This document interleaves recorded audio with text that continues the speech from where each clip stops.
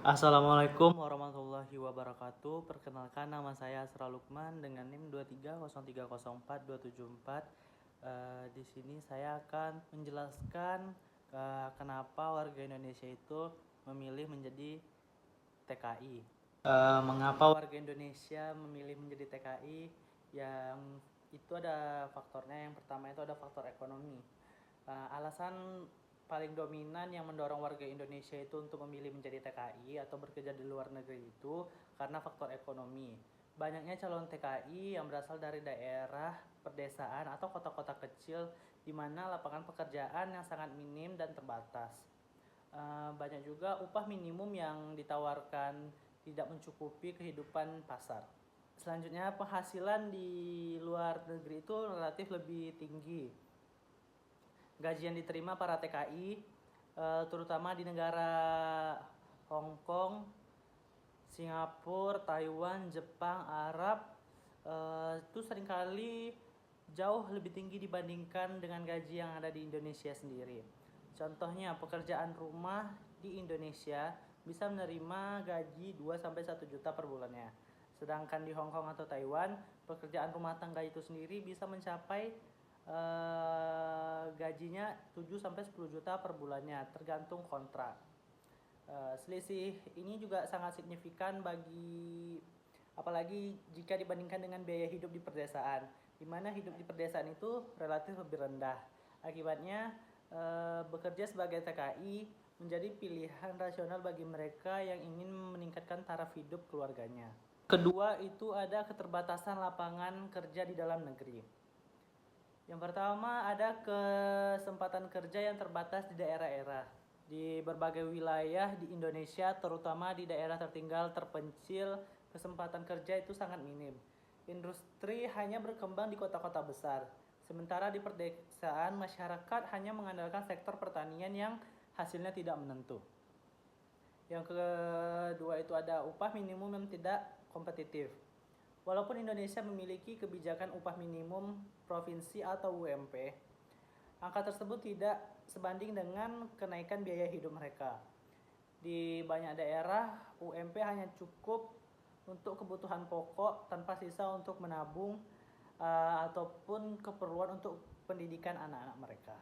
Yang ketiga itu ada tingkat pendidikan dan keterampilan yang terbatas.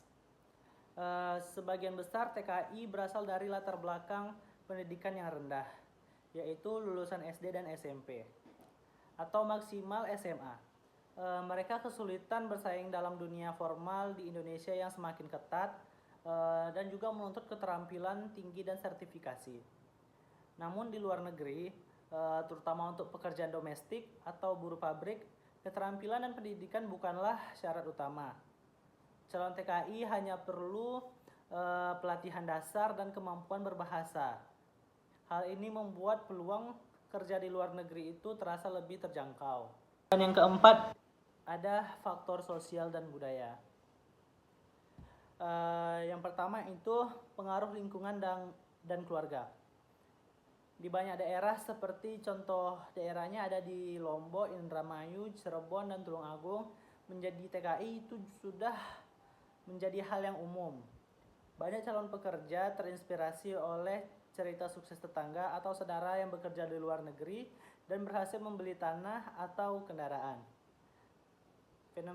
Fenomena ini juga mendorong lingkaran migrasi di mana orang termotivasi oleh kesuksesan orang lain di komunitas mereka. Yang kedua itu ada budaya merantau. Beberapa kelompok etnis di Indonesia memiliki budaya merantau yang sangat kuat, seperti Minangkabau yang berasal dari Sumatera Barat, Bugis dari Sulawesi Selatan, dan Sasak dari NTB. Mereka merantau mencari rezeki di tempat jauh, termasuk luar negeri, adalah bentuk tanggung jawab sosial dan kebanggaan keluarga. 5 itu ada faktor kebijakan dan sistem perekrutan. Yang pertama itu ada program pemerintah dan perusahaan penyalur. Pemerintah Indonesia memiliki kerangka hukum dan institusi yang mengatur pengiriman tenaga kerja ke luar negeri seperti BP2MI, Badan Pelindung Pekerja Migran Indonesia. Selain itu banyak agen penyalur atau PPTKIS, perusahaan penempatan tenaga kerja Indonesia swasta yang aktif merekrut dan melatih calon TKI. Yang kedua itu ada kemudahan proses migrasi. Dengan adanya agen dan pelatihan para penempatan calon TKI perlu membayar sebagian kecil biaya atau bahkan bisa berangkat dengan skema potong gaji. Ya, dan ini juga membuat migrasi kerja menjadi lebih relatif mudah dibandingkan mencari kerja di sektor formal dalam negeri.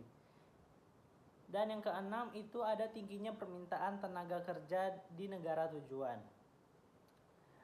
Seperti di negara Hong Kong, Taiwan, dan Singapura juga mengalami penuaan populasi dan kekurangan tenaga kerja untuk sektor domestik dan perawatan lansia. Mereka sangat tergantung pada pekerja asing, termasuk dari Indonesia itu sendiri yang dikenal rajin dan penyabar. Di sektor industri dan konstruksi, negara-negara Timur Tengah Timur Tengah dan Asia Timur juga membuka peluang kerja bagi warga negara Indonesia. Yang ketujuh itu ada harapan dan mimpi hidup lebih baik.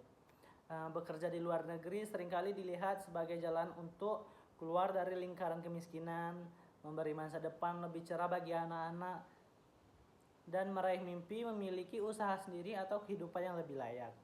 Meskipun bekerja sebagai TKI penuh resiko dan tantangan, misalnya kekerasan, penipuan, atau kerja paksa, banyak orang yang tetap memilih jalur ini karena mereka merasa tidak memiliki pilihan lain yang lebih baik. Baiklah, kesimpulan dari materi tadi yaitu menjadi TKI bukan semata-mata keputusan individual, melainkan hasil dari kombinasi berbagai faktor ekonomi, sosial, pendidikan, dan struktural. Seringkali ini adalah pilihan terbaik yang tersedia bagi warga Indonesia yang ingin keluar dari kemiskinan dan memperbaiki nasib keluarga mereka. Namun penting juga bahwa pemerintah terus memperkuat perlindungan bagi para TKI dan membuka lebih banyak peluang kerja layak di dalam negeri dan agar migrasi kerja benar-benar menjadi pilihan bukan keharusan. Sekian materi yang saya sampaikan. Wabillahi taufik wal hidayah. Wassalamualaikum warahmatullahi wabarakatuh.